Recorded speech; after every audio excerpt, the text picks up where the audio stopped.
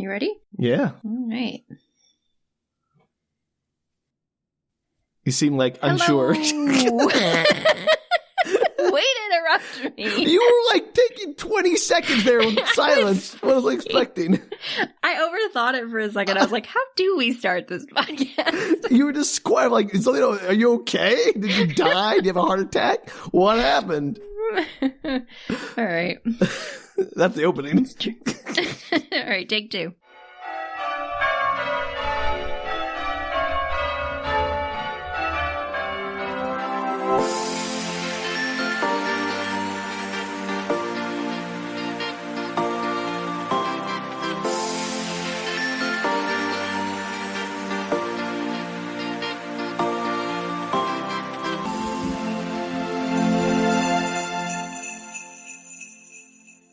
Hello, everybody, and welcome to Book Retorts, holiday style. Yes, it is the Winter Bazaar, Danielle, and you have started in a very bizarre manner. Yes, I'm Danielle. Good job, Sam. And I am Sam. Yes, thank you, Danielle. Yes. Woo, now that we all know each other, would you like to? These holidays. With our introductions, we're doing really well. Look, it's the end of the year. Our brains are mush. I think it's a miracle we're here at all. Yeah. And speaking of traditions and miracles. I'm very afraid of what you brought for me today, Danielle. It's nothing. It's not actually tradition. We've done nothing similar to this at all. But other than, other holiday movies and shows and sure. and books. But in the long tradition of holiday book retorts, I am not going to give you a summary because you didn't give me one. Well, Danielle, to be fair, A Karate Christmas Miracle defies summation, I think. Yes, and also the movie that I'm doing today, the 2023 holiday classic, Candy Cane Lane, also defies all standards. Great. We're really, I think, bringing our A game to this holiday bazaar, Danielle. Yeah, it's a movie. It was delightful, actually. I did not expect it to be. Is a movie. Got it. I think it says 2023 holiday classic, Candy Cane Lane. Is it a classic? It's not a book that came out in 2023. I know, but your description of it as, I'm not going to give you any information. I'm just going to tell you it's a movie. So I want to make sure I wrote that down. It is a movie. Yeah, you're keeping notes. Yes. Perfect. All right, so it's Candy Cane Lane starring... You ready for this? Oh, I'm afraid. Starring Eddie Murphy. Oh, okay, sure, yeah. Tracy Ellis Ross and Jillian Bell. Wow. It's a good cast. Pretty solid movie, I'll be honest. So this is a Danielle recommends episode. I didn't expect to like it, and it's just it's a little weird, and I really enjoyed it. Visually, it's fun to watch. I wish I could, share the visual images. Project the visions into my head like some weird alien. Got it. Now, it's not going to hold up to Karate Christmas Miracle or whatever it was called. I think it's probably more enjoyable to watch than Karate Christmas Miracle. This is accurate. All right, you ready for this? Sure. I mean, bring me the Murph. All right, so it opens with shots of the beach and sun. Shots. We're in El Segundo. No. Oh, okay. We're in El Segundo, LA. And there's a neighborhood with a large sign spanning it that says Candy Cane Lane with houses decorated for Christmas. Okay, so movie's over. We found Candy Cane Lane. Game over. We did it. Yeah, that was it. All right, champion. Meet Eddie Murphy. His name is Chris in the movie. I would be delighted to. He's very charming. He's hand painting a large candy cane. Okay. And he steps outside and his yard is filled with hand-carved wood Christmas decorations, like tall ones, 4 feet, 6 feet tall. That's ones. Way too much effort for holiday decorations. Well, you will find that is the theme of this movie. Great. His neighbor, played by Ken Marino of Veronica Mars fame, among many other things. You know I haven't watched Veronica Mars, Danielle. I know, but some of our listeners certainly have. Listeners, feel free to shout it out. Ken Marino, you know who Ken Marino is. If you saw him, you'd be like, oh yeah, that dude. Despite your insistence and lengthy discussions, I have not seen Veronica Mars. Well, I don't know if it's really your thing, but it's like 3 seasons, so what do you got to lose? 3 seasons of my life.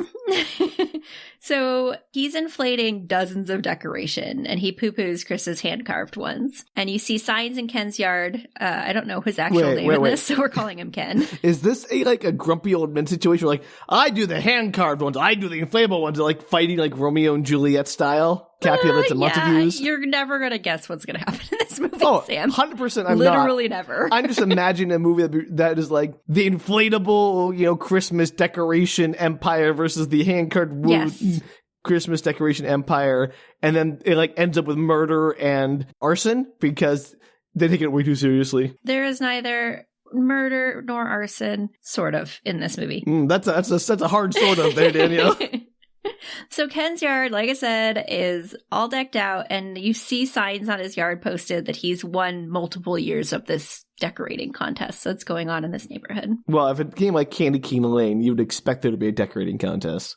I don't know if it's actually called Candy Cane Lane or if they just call it. It probably is called Candy Cane Lane. I don't know. It was on this contest thing is a little unclear, as we'll get into. So do you think they just like put up the Candy Cane Lane sign for the holidays and like rename the neighborhood? It's possible. Okay. I don't know. Yeah. People of LA. Is there a Candy Cane Lane? We need an LA expert, a Lexpert. So back inside, the youngest of the family, of Chris's family, is writing her letter to Santa while the family discusses the eldest's prospects for college after they find a brochure for Notre Dame. So there's a big discrepancy between the youngest and the oldest then? Yeah, the littlest, I'm going to guess, is like, let's say 9, okay. 8 or 9. And the oldest is obviously 17, 18. Got it. So again, brochure for Notre Dame in her bag. And apparently the parents met at USC and they're like, what is this? Why is this in your bag? You know you're not going to this school. What? Like USC is like half an hour away. You can come home to your family. You know, like it's the kid like, I don't want to do that. But she won't admit that to her parents. These people are insufferable. So the eldest, named Joy, sure, admits kind of that she doesn't want to go to USC, and the family all gasps like, oh my gosh, no. And her brother Nick voices how shocked he is. And then Joy is like, so how did that math test go, Nick? And he's like, thrown off by the turnaround and tells his family that grades don't define him. And he wants to go into music. He's like 15, 16, I would guess, because he's in high school. I need to borrow that phrase, the grades don't define me. I know, it's so good. I think every teenager in America needs that one. Yeah, this movie does several things. And one, like, there are actually some pretty solid lines or jokes. And it's very, like, casual the way that they talk. So the lines are almost throwaways and they, like, kind of make you laugh. You don't realize that they've kind of passed you by. It takes a second to click that it was a joke, but it's not, like, set up and lingering on like a joke. Yeah, and everybody kind of interacts in a really sort of natural way, so it's a fun watch. Okay. His mother is supportive of his desire to go into music, but his dad reminds him that nobody ever made it big playing the tuba, so he needs to get his math act together. That's not true. Well, they can't think of anybody who is famous for playing the tuba, and the mom admits that the tuba is probably a hard sell, so maybe he should, get his math grades up. I know Trombone Shorty plays a trumpet. That's pretty close. Why the trombone? Completely different instruments. Look, they're both brass wind instruments, right? What? The tuba and the trombone. They are related, yes. Yeah. So you said completely different instruments, like they're not in the same family. Like if you had said like an oboe and a trumpet, I'd be like, yeah, those are very different. That's true. Are you okay? You seem a little distracted. Yeah, sorry. I got sidetracked. By what? What are you doing? Nothing. We're good. We're back. I can't carry this episode. It's your episode. All right, cut to a scene of the dad heading into work. He's listening to Christmas music in the car and rocking out. He's obviously very into Christmas and the holidays. And he makes it into what I think is like a plastics plant. So is Eddie Murphy the dad here, right? Yes. Okay. This is Chris. Chris, sure. And like I said, I think this is like a big plastics plant or something. He works in the offices, and he as he walks in, he's like, super cheerful. So the guy who makes the wooden decorations works in the plastics plant. It would appear so. I hadn't thought that hard about it, but I'm pretty sure that's what it is. You don't see, like, I'm sure maybe you do see an up close shine, I'm just saying, it's very irrelevant. The irony is there. And he passes someone who has a box in their hands and is crying. And like clearly just got fired, right? So that's what Danielle would do, fire someone just before the holidays, as we discussed previously. Again, I said I would not do that. What I said was that I would not fire them before the event, the giant event. But if the giant event had just passed, say Thanksgiving, you would fire them immediately after it. I wouldn't fire people at the holidays. That's just mean. Like, get into the new year, fire them then. 3 more weeks. Come on. If you say so. I'm not the devil. Geez, Sam. Wait, you're not wearing Prada? Zing! You don't know my life. That's why I assume so. So anyway, Chris, like I said, watches this person, and then he's immediately called into a room, and he finds out he's being laid off. Wow, this is a real bloodbath at this company. Yeah, and then this woman comes into his office, very cheerful woman, and it's his outplacement officer, quote unquote. What? And she's there to like walk him out of the office and ask him how he's doing. And how do you think he's doing? Gosh, it's so dumb. It's obviously played for laughs because she's just like super like, hey, how you doing? I'm your outplacement officer. Like it's just she's super the cheerful. problem is, Danielle, like, don't you? The problem is this is believable. This is like so believable. That's why it works as a movie. Well, this is also why, down with the bourgeoisie and all that. That evening, the couple, Chris and his wife, Carol, are going to head over to the sassy neighbor's house for Ken's house. Because they're kind of like a love-hate relationship with these neighbors. Like, they obviously fight during the holidays. It's like a competition, gotcha. Yeah, they kind of like each other, but they also get on each other's nerves. But before they head over, he finally admits to his wife that he got laid off that day. What does his wife do?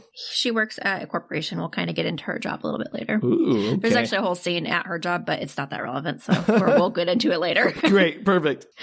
So she's very supportive, and they agree to still go over to the neighbors. She's like, "Are you sure you don't want to back out? We don't have to go." And he's like, "Nope, let's go over there. I could use some wine." So they head over to the neighbor's house, and there's this pretty big like block party going on, like maybe a kickoff to Candy Cane Lane. It kind of feels like. Okay. And it's, as I said, this seems to be a neighborhood competition where somehow it's voted on by judges of the county, city, street. I don't know. Is that something that happens? Like, if I want to start some competition in my neighborhood, say Halloween decoration or pumpkin growing, I don't know anything about city competitions.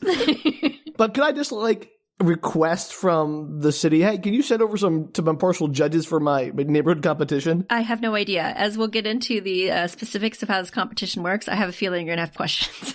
Okay, great. And one of them is, where do the judges come from? Excellent. You've nailed that one already. Got it. So Ken's wife mentions that she heard the contest was different this year, and someone calls for them to gather all around, and they like step in front of a TV that's set up in this person's as backyard. Always. It's in the backyard. There's always a TV where outside. You need it in the movie, whether it's the bar or the bathroom or just in the backyard somewhere. There's always a TV when you need it to exposit in a movie. Exactly that. So the local cable news channel comes on with two hosts who are hosting the Candy Cane Lane Spectacular live. Is that big a deal? Like, LA, does this kind of thing happen even on like public access TV? Is what? Yeah. They explain that this is the 1300 block of the street that participates in Candy Cane Lane. Got it. Sure. Cool. Just that section of the block. Everyone else, go away. Screw you. I don't care how nice your house is. You're not welcome here. And the big news is that they stepped it up this year, and thanks to a sponsor, they will have a $100,000 reward to the house that wins Best Decorated. That's insane. Who's the sponsor? Do we find that out at least? We do. Okay. Is the sponsor a arms manufacturer trying to buy goodwill? What's going on? No, we'll find out. Insane. Oh, I got it. Is the sponsor Chris's former company that laid him off, and they use all the money they got from the layoffs to do the sponsorship? That would be funny, but no. Okay. I'm out or of maybe ideas. I'm not going to really tell you the answer to that, as usual. I so the neighborhood, all the people in the neighborhood go nuts in the background. It's like I said, it's unclear exactly how this competition works, but it starts with a Santa lighting ceremony where Santa presides over each house getting lit up. And it gets lit on fire, right? They burn him. And then there's, yes. They light Santa. Oh my gosh. And then there's a big spectacular on Christmas Eve. It is again unclear if the houses need to do more than just light up their houses on the first day, or how many days this whole situation when does the judging lasts. happen? Like, how long do they have between the lighting and the judging to finish their decoration? Right. So apparently, like, it's implied but never quite said that this is they have 3 days until Christmas Eve. Sure. The lighting ceremony seems to be happening like maybe tomorrow, like the next day. This timeline and then is insane. Judges have 2 days to do the judging, maybe? I'm thinking that's how it works, but I'm not sure. Okay, so the timeline's crazy because if you're going to have a big like neighborhood light-up ceremony, that isn't the actual judging date. You should do that like 2 weeks in advance. So there's like... Yes, why would you only have 3 days of holiday lights for exactly. people to see? People like to come to the neighborhood. All that money. Yeah. People put their decorations up in like October. They're insane. There's no way they're going to wait until like 3 days before the holiday to put their lights up in this Candy Cane Lane neighborhood that's just bonkers for decor. 100% agree. We actually have a similar, they don't have a competition, but we have like an area that's like well known for its lights, and they're like weeks and weeks in advance you can go. Man, can you imagine living there and being like, oh gosh, we have to do this again? Well, each of the houses do something different, so that's fun. They probably, I bet actually, like in our area, when you buy a house in that street, you have to sign up for it probably. You have to agree that you're doing holiday lights. That's the insane part. I'd be like, no thank you. Yep, it's a thing. You gotta just put Halloween decorations and call it a day. I mean, these people, we'll get into it a little bit later, but they do all sorts of weird decorations, so go for it. All right, excellent. Let's do it. So the party breaks up rapidly after this. Everyone's feigning tiredness. Oh, I've got to go. I gotta go fix my lights. Got to go step it up, man. Like I said, they have a day. So the next morning, the dad is rushing through the kids' bedrooms to borrow brackets and power cords and all of that. And the youngest, Holly, is totally there for it. Okay. Carol, the mom, is like, hey, I know Candy Cane Lane is important, but also don't forget you need a job. Yeah. I mean, $100,000 would be nice to win. No question about that. But, after taxes and everything, you're better off having a job. Right. He's like, yeah, but also $100,000, which, it's 3 days, I guess. Let him live the dream. Yeah, sure. If it's only going to be 3 days, give him that. That's a fair point. So she puts him in charge of taking Holly to school, but spoiler, Holly does not go to school that day. Because he doesn't actually take her to school. No, he's like, the mom leaves and Holly looks at him. She's like, I'm not going to school today, am I? Because he's all manic with his Christmas energy. That's so sad. This child is so familiar. She's up for it. She doesn't care. Yeah, but she's just so familiar with her father's obsessive compulsiveness, that his manic focus that gets burned out, that she's like, oh, he's in one of his episodes. I know that I'm not getting an education today. They know that Christmas is a big deal to Chris. Not an excuse.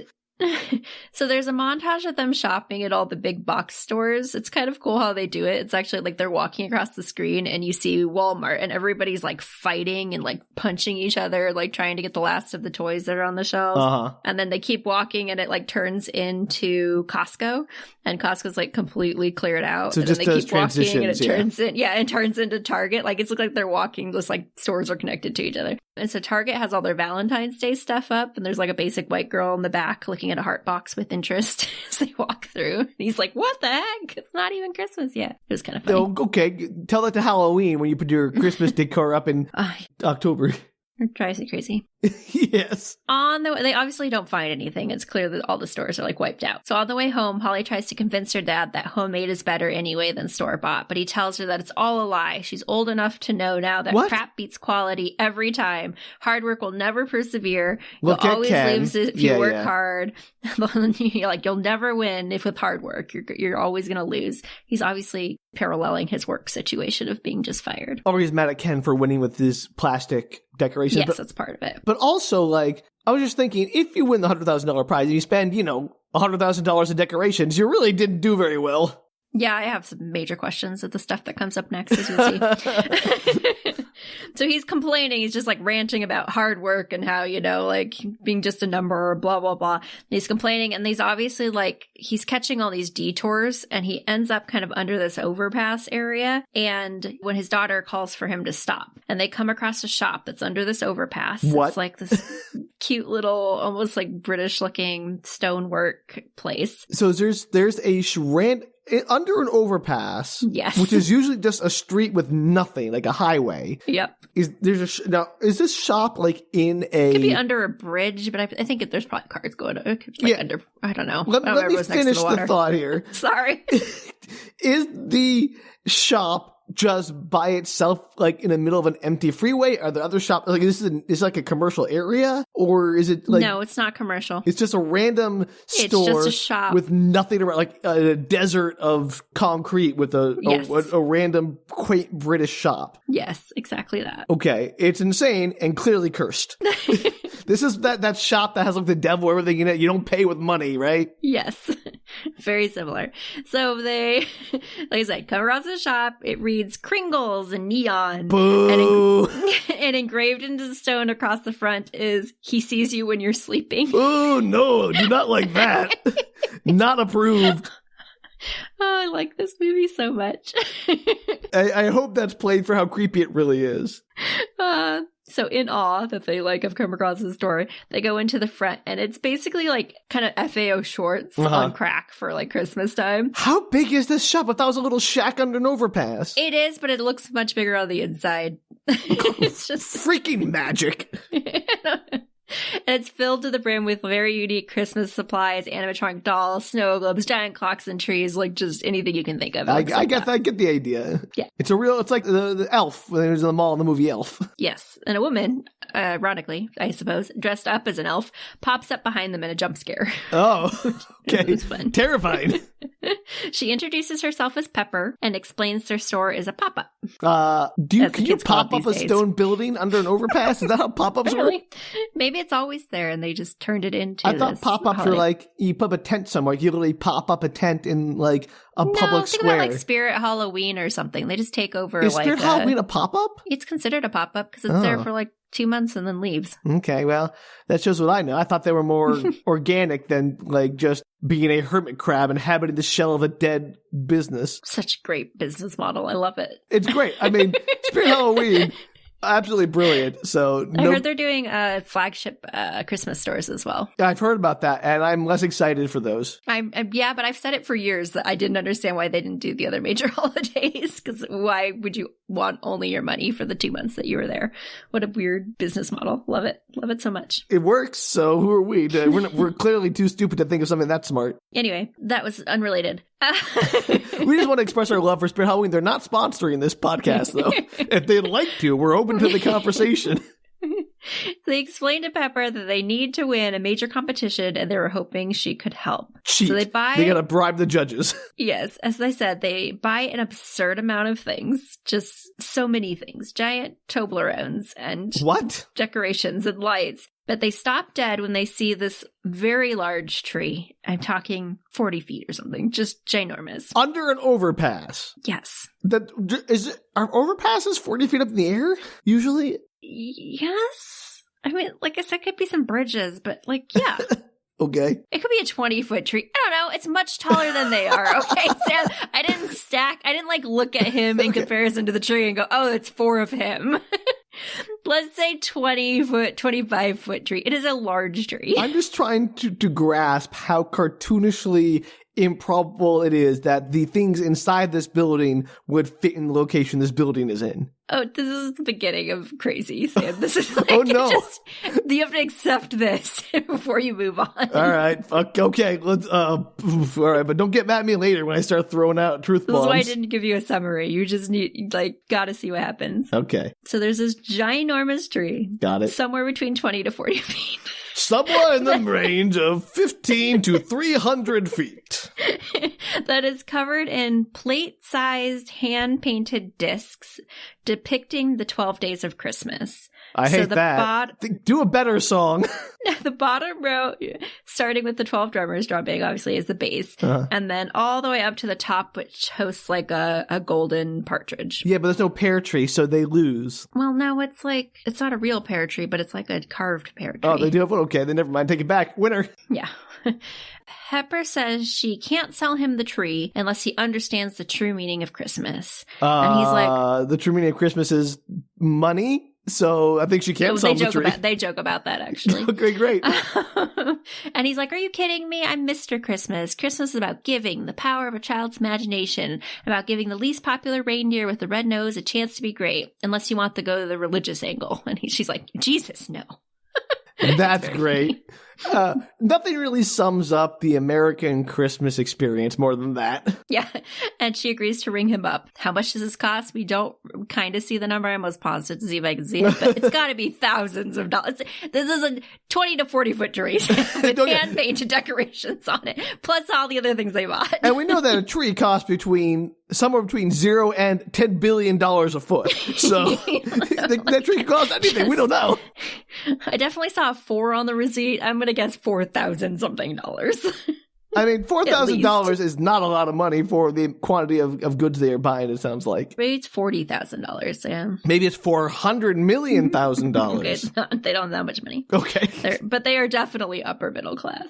With their never-ending money, they buy all this stuff. He taps his card on the checkout thing, and a very long receipt prints out. And she asks for a signature, and he glances down at it. And she's like, ignore all the fine print. It's all just legal mumbo-jumbo. Oh, boo. This is like the you're Santa signing Claus. Your life away. This is definitely like the Santa Claus, where he like picks up a business card and somehow he doesn't even agree to anything. He just picks up a business card and now he's in a legally binding contract. That would never hold up in court. Signing something. Yeah, exactly. All right. I'm going to take a brief detour here to say how much I hate the contract law in the Santa Claus movies, because that's entrapment. That's not a legally binding contract. You have to proactively agree to a contract. You can't just be like tricked into one. That's not how contracts work. Okay, well, he should have read the fine print on this, but he doesn't, and he signs it.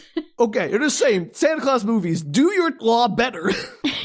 That's fine. It works out. There's like there's many other movies, Sam.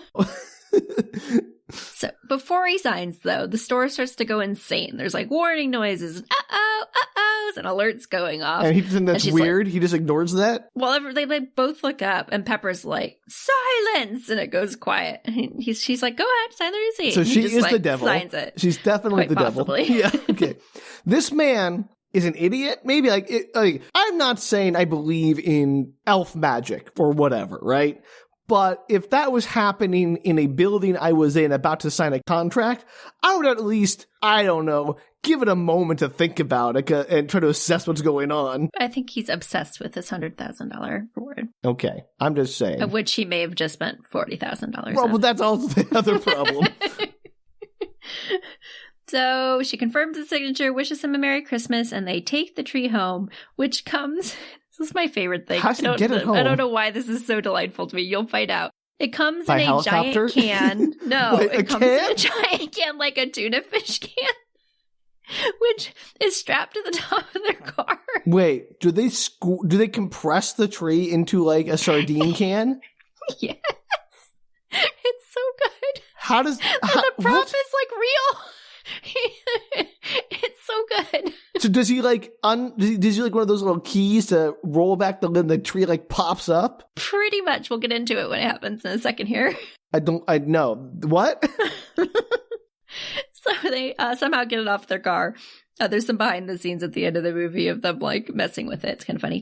And they roll the giant can into their yard where they wanted to go and pull out the instruction manual that it comes with. So and wait, the assembled tree, do they see how the tree went from being assembled in the shop to being in the can? Sam, you don't see anything. It literally cuts to them driving with a giant tuna can on their car. I'll be honest, I'm more interested in how they got the giant tree into the tiny can. Magic, Sam. I don't know. I can't. Maybe it must just like collapse on itself. I would be terrified. I mean, I would assume I was in a horror movie at this point if I saw a weird elf after I just signed my life away compress a giant tree into a can and said, "Good luck with that, buddy." Funny that you'd bring up horror movies. Moving on. They pull out the instruction manual, and page 1 reads, "Rub partridge and make a wish." Maybe, I don't, that sounds like the worst euphemism I've ever heard in my life. So he has a little golden partridge. I don't know where it comes from. Maybe it was attached to the tuna can. Maybe it was in a separate bag. Beats me, comes in a separate box. Okay, so they take the partridge off the tree and put it into the can and then give you the partridge. This is the activation code, like a sleeper agent. You're the Manchurian tree. So he does this with no confusion, which I found an interesting acting choice. He's not at all bemused by this. He's like, yeah, this makes sense to me. He doesn't even like blink at it for a second and go like, okay, whatever.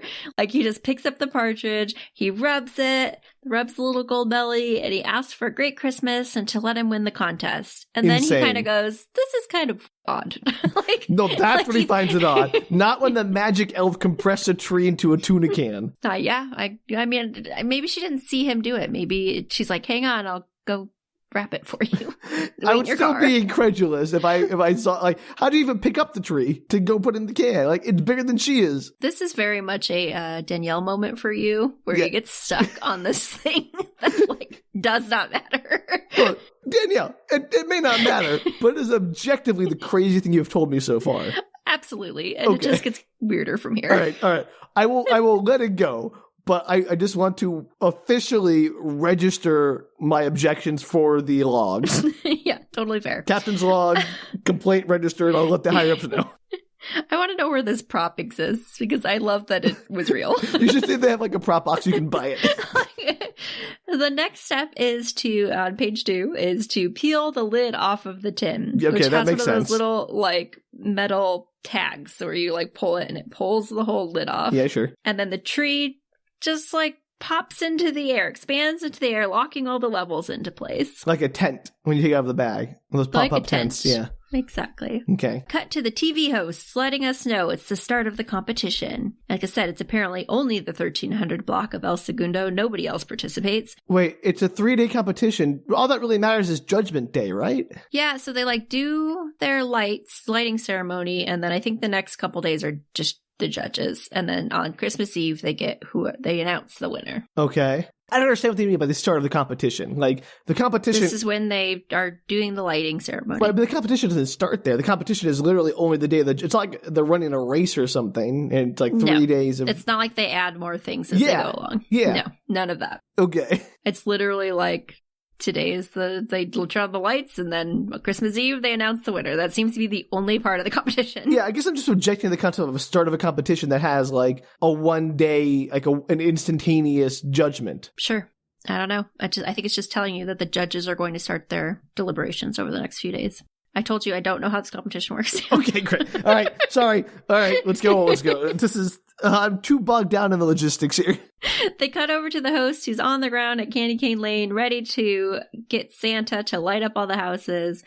So the school band is there. I assume El Segundo High School. The tuba, obviously. Yes, the tuba player's there in his marching band outfit. Santa rides around in an old fire truck, and he points to each house, and they light up, and everybody claps and cheers. That's a less cool version of the scene from Home Alone when the wet pants are like, the lights come on at that house? Yes. I just want to share. I really enjoyed that movie. I appreciate that. So Chris is trying his best to get all his lights plugged in with absolutely nobody in his family seeming to help him. They're all just like, you can do it, Dad! Useless. All of them are useless. Finally, he's ready, and Santa is approaching their house. Santa points, but nothing happens. Question. Yes. How much do you think they waste on their power bill for this competition? A lot, but it's only 3 days. It's fine. So they decide to let Chris have another go at it, and Santa does a second round, and this time nothing. The tree explodes into light, shooting it into space and blinding a pilot. Oh no, he killed somebody. No, they're fine. The discs rotate like the ornaments that are on the tree, and you can see the designs do like I'm going to say like an old movie style. Like, or like a zoetrope? Probably what that is called. Those are little things, like little discs where you spin them, and they have like the slots and you look inside. Kind of. I mean, they're just like, so like the bottom 12 drummers drumming, they have a picture of the same drummer 12 times on it. And then they like look like they're drumming, but it's all done in kind of like a glitchy fashion, like an old fashioned movie frames or like a stop motion almost. Sure. So they all look like they're drumming or flying or whatever their, thing is. So wait, are the discs themselves spinning or like the layers of the tree spinning? So on each disc is that's my question. Drummer. For example, sure. The 12 drummers drumming. Everyone's very impressed. They call it the front runner to win. It eked out over Ken's house next door. And cut to the next morning. Chris answers his phone. It's an unknown caller. It's the mob. He's in deep to debt to the mob for buying the tree on credit. Like, you owe us big time, buddy. We have your debt. Not even close. Okay. You hear squawking on the phone. It's a bird? And I don't know. You know. Hello, bird. The voices wish him hello and tell him to rise and shine, naughty boy. They ask him if he knows where his ornaments are because they certainly know where he is and they'll be coming for him. The voices laugh and squawk and then he hang up. So are these the bird ornaments from the tree? I don't know, Sam. We're going to find out. How did they get a phone? Sam, we will get into all of this. Okay, great. So phone hangs up. Chris is puzzled. He heads downstairs. The kids are trying to get his attention. His son's, creating some music jams on his computer. The daughter's asking him some other question. Sorry. And he looks out the window, sidetrack, and he walks outside. All the designs on the disc ornaments have been cut out. So the ornament remains, but the disc is laser cut. The design is laser cut out of it. Got it. Yes. His wife calls him to the backyard where there are swans all over the pool. And she's like, hey, did you get real swans for the Candy Cane Lane thing? Because that's a hard no. We're not doing live animals. That's not a thing. And he's swans are jerks. Yeah. He's like, I didn't do that. But also, that could be cool. She's like, no. No swans. This get rid of the swans. Dude is obsessed. And so the morning carries on. He's like, okay, I'll figure out the swan situation. And Chris is taking his daughter to school. Do they have a pond in their backyard or something, or a pool? They have a pool. Okay, sorry, the I missed that. In there. It's okay. So Chris, they're like getting into the car, taking his youngest to school, and the neighbors are standing there like looking at their broken tree, and he yells at his neighbors. He's like sure that they've stolen the ornaments. Right, of course. And they're obviously very confused by the whole situation. How dare you very meticulously cut out the traces of all the intricate things around my... Insane. If he isn't clued in that he is cursed yet, then he's not that bright. There's no hope for him. Yeah. Maybe that's why he was let go. Oh, no. Don't blame the victim. Actually, it's 100% because when he was arguing that he should stay, he used the word Rolodex, and that's why they were like, yeah, that's, Rolodex. It's just 2023, right?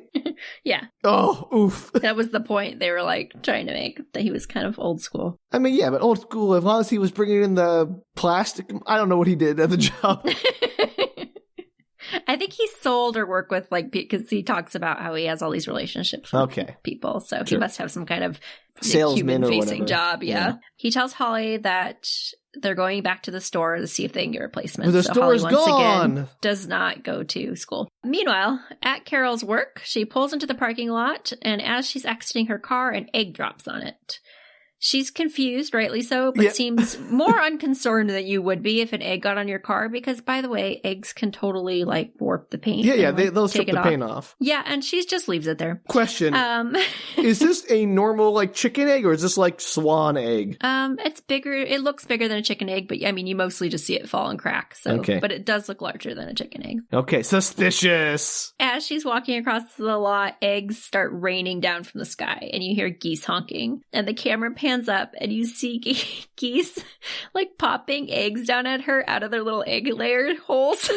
Cloaca, please. So they're just popping out like koalas. Wait, koalas? Why'd you say koala?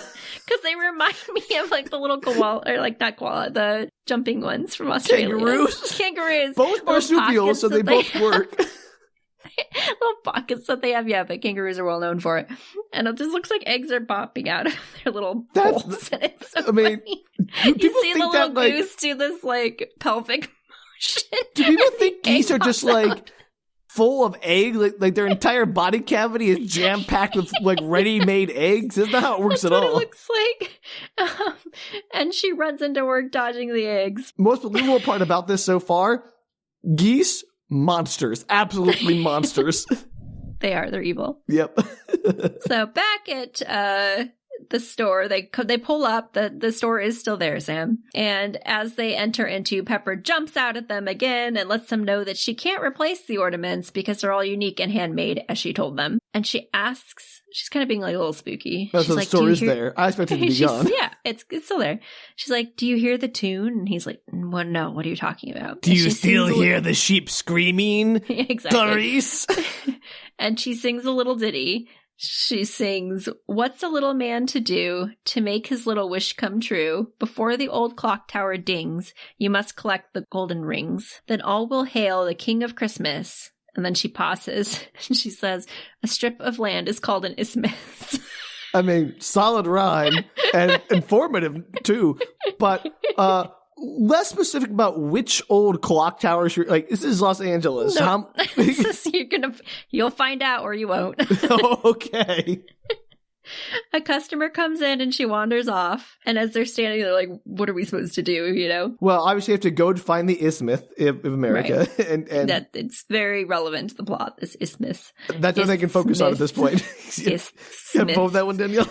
No, because I list my S's and THs. What do you want from me? It's a Christmas isthmus. It's like a word made to not work for me. Yeah, you don't want to visit the Christmas isthmus?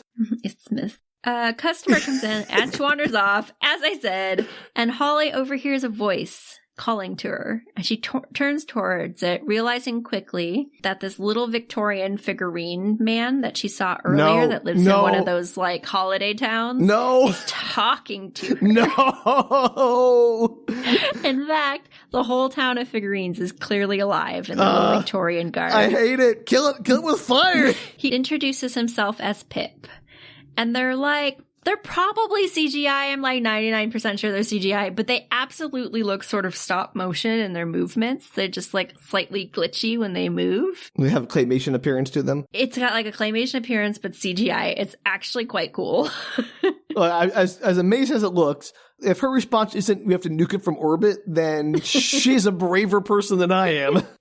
No, she's kind of interested in it. And Chris is like, are you guys real? And they explained that they were real, but they fell into the evil elf's trap. Okay, so she is evil. Evil elf. Love that. Clearly. Great twist.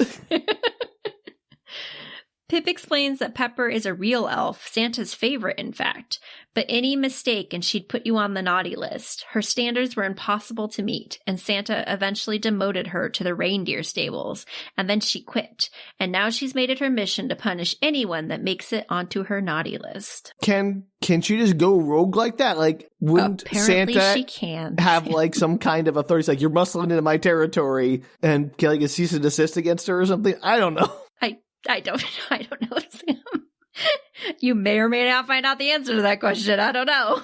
Why is a random elf just allowed to be like, I'm going vigilante. I'm going to be the Batman of elves and just dish out justice on my own? Maybe she's using elf magic so Santa can't find her. But isn't Santa an elf too? I don't know, Sam. Maybe it blocks it somehow. Maybe he doesn't care. Maybe he felt a little bad about it because it was his favorite. So he's just letting her do her own thing since it's all above board and she's having him sign agreements. Oh, that's true. Legally airtight. Exactly. They ask him what Pepper sold him, and there's also a set of Victorian carolers that impulsively have to sing holiday songs anytime somebody reminds them of one, like says a line or something, and they're played by Pentatonics, the group Pentatonics. I know the Pentatonics are cool. Yeah. But also, like, getting on the naughty list isn't supposed to relegate you to a horrible purgatory of half existence and torture. Well, it does. So don't like that. Chris explains it was the 12 Days of Christmas tree that he bought, and Pip asks if there was some task involved. He's like, it's usually told in a bad rhyme. And Holly tells them the rhyme, then telling them it was said before the old clock tower dings, they have to collect the 5 golden rings. And Pip explains that there's a clock in the town, like in the little holiday town, that dings only at 8 p.m. every Christmas Eve. 8 p.m. But if they fail... 8 p.m. Why 8 p.m.? I don't know, Sam. Why not midnight? That makes sense. They don't get told what happens if they fail because Pepper does another jump scare. Oh, no. So Pepper isn't, like, evil as much as she is just crazy. Sure. Let's go with that. This is basically the Santa Claus robot from Futurama, which had its naughty filter, like, set so high that no one could possibly meet its criterion, so that it goes around blowing people up. Yeah, spoiler. You don't 100% learn what puts you onto a naughty list, what her rules are, her sure. Yeah. standards Why are. would you have clear rules? Like, why? That'd be too easy. It's like, I'd argue it's like a big piece of this movie that's missing. It's just why, her motivation, what she felt, what why she's doing what she's doing. Like, how did he get on the naughty list to begin with? Who knows? Because he was making it about money. Because he didn't take his art to school, probably. Yes, that's why. So, like I said, Pepper jumps in there, does the jump scare, and they're like, oh, no, we're not talking to your figurines. Obviously, we're just admiring them. They're lovely. We like them so much. Okay, we're going to leave now. Bye! So, as they're about to drive off, 2 birds drop down on the hood, and they're attached together by a red ribbon, and hanging in the middle of the red ribbon is a golden ring. Yep. It's like bracelet sized. It's a larger ring. Ooh, so golden bracelet. So Holly talks him into getting it, saying it can't hurt even if it's fake. With little trouble, Chris manages to get the ring. He just goes out there. He's like, nice birds, come on birds. And then he kind of jumps and grabs it. So, that was easy. Good job. Got one. Yeah. I would tell you, there's a point in this movie because there's a couple of rings they get pretty easily. I was like, how are there 40 minutes of this movie left? This is how easy it is to get rings. Because the insanity. And then it gets weirder. Yeah. And then as soon as he grabs the ring off from the birds, turn back into the 2 turtle dove ornaments. They just flatten and fall into the roof of the car. And they shatter. And he's like, no, my tree! No, he just grabs them and puts them in the car.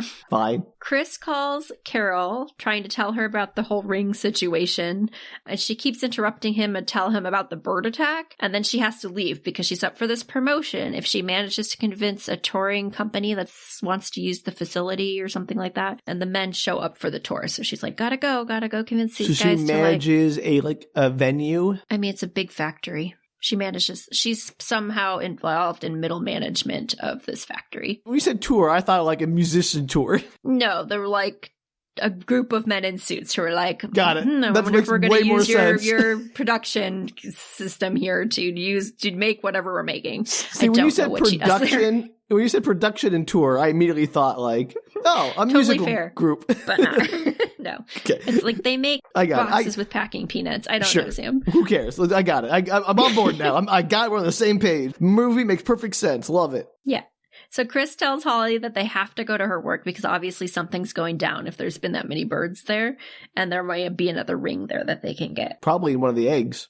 Possibly. That would have been a good trick, but no. So they get to the parking lot. They're scoping out all the eggs that have like fallen all over. Again, don't wipe off her car. And why would they? Inside, I guess Pepper is not like just in charge of the ornaments because she's at the factory giving a speech to 3 French hens in French outfits with berets and striped shirts. So wait, jewelry. The elf is giving a speech. She's not at the store. She's here. She's in the factory. They're like tucked behind a wall or something. And she's like, okay, everybody. This is the plan.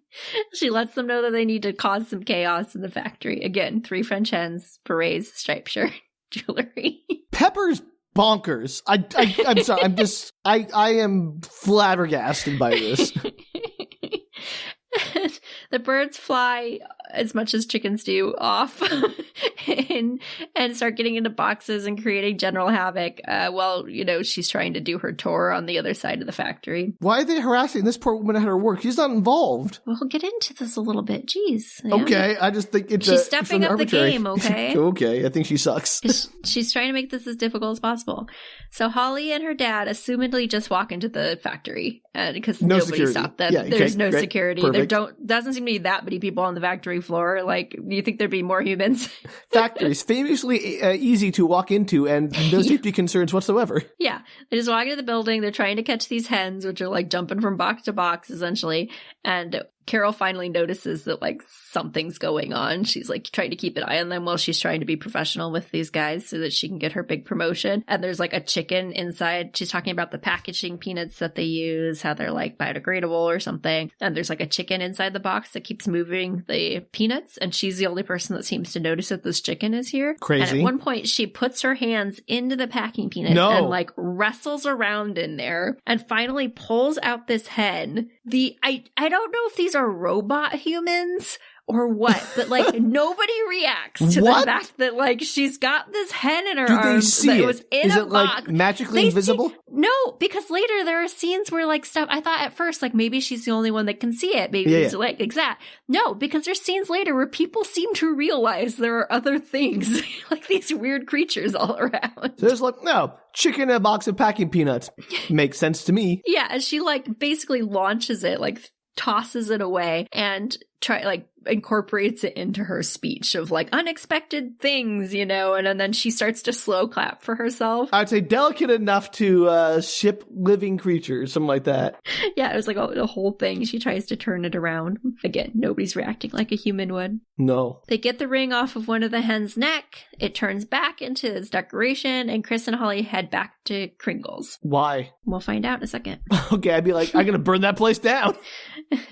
So they pull up and they realize Pepper's not there. So they decide to break in. Okay. Second good option. Yeah. So they pull around back. They break in through the back door. I'm sure the magical elf has no protections against people breaking into her store. She does not seem to. She seems to think nobody's going to do diddly squat even as she's screwing people over. Pepper, I'm losing esteem. I thought you were this, mastermind crazy person, but now you're just a crazy person. Yeah.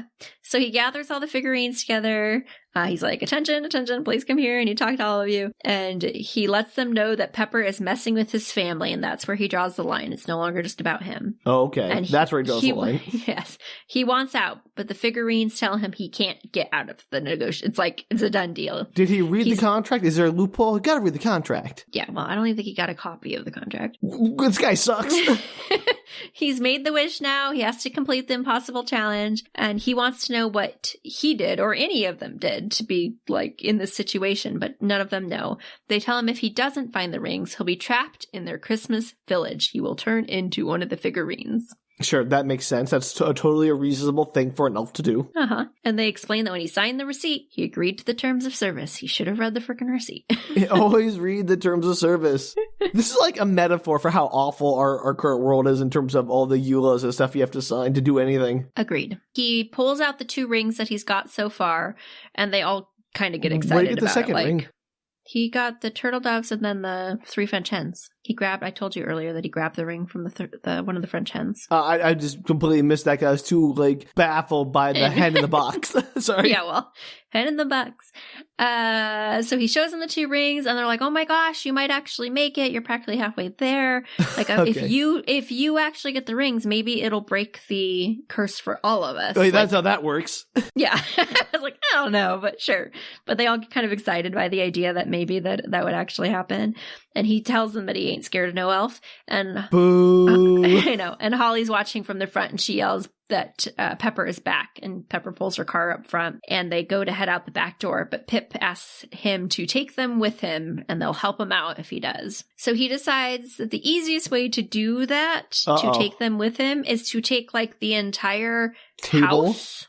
He has to take the whole table. He just pulls off the house part of the thing, and they all climb inside of there, and he carries the giant. And there's a bag you can shove all into or something. Yeah, the store. What are you doing? He carries out this giant house and the clock tower. He grabs both, and he walks out the back door with it. As Pepper walks in the front, and she basically notices immediately that this is missing, which is crazy because there's so much stuff in the store. Why would you notice that immediately? Because she's magic, and if my talking figurine prisoners went missing, I think I would notice. Maybe she walks in and she's like, "Hello, talking figurine prisoners. How are you today?" And they didn't answer, and that's how she found out. So she looks out the window and she sees them driving off, and she decides it's game on. For a magic elf, her tactics are pretty lame. Well, I mean, she's on her own for the first time after being thrown out by Santa. Wait, this is her first year? Because, I assume she's been doing this for first year. Decades, because she's trapped 40 people. So she's not on her own for the first time, Danielle. And one of the dudes is definitely older. He's been around for a couple hundred years or something. Yeah, there you go. So Chris takes the figurines home and sets them up in a temporary shelter in his workshop. And as the rest of the family comes home that evening, he calls them to attention and very excitedly asks them to come down into the workshop because he wants to show them something. He wants to show them the figurines. He wants to scar his whole family. Got it. Yeah. So he takes them to the figurines, introducing them. And though the family is like, no, what? They also just kind of go with it. It's a very supportive family. It's kind of cute, actually. But do the figurines react, or is he? Or are they? They talk. They're having a whole conversation. One of the figurines is hitting on the mom. The family's just yeah, this makes sense. I am okay with a world in which this is possible. Yeah, I mean, she the mom in particular is no, this is creepy. This is really creepy, you guys. Thank you. They do just kind of go with it. He explains to them the whole elf Christmas wish thing minus the repercussions if he fails. And the family bands together to create a little battle map on the wall of how they're going to get back all the rings or whatever. They got so on board so quickly. I'd be do. It's a fast turnaround. I'd be like, honey, questions first. How did the tuna can work with the tree? How'd she get it in there? There's a lot of stuff that just goes unasked in this movie. Okay.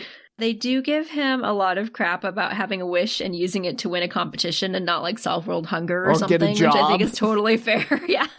Or protect his family, or if you have an arbitrary wish. Even if it was a monkey paw wish, you would assume you would do better. Yeah. So that night, Carol does kind of try to talk to him while they're getting into bed. She wants him to apologize to the elf, quote unquote, or solve the problem with words and apologies.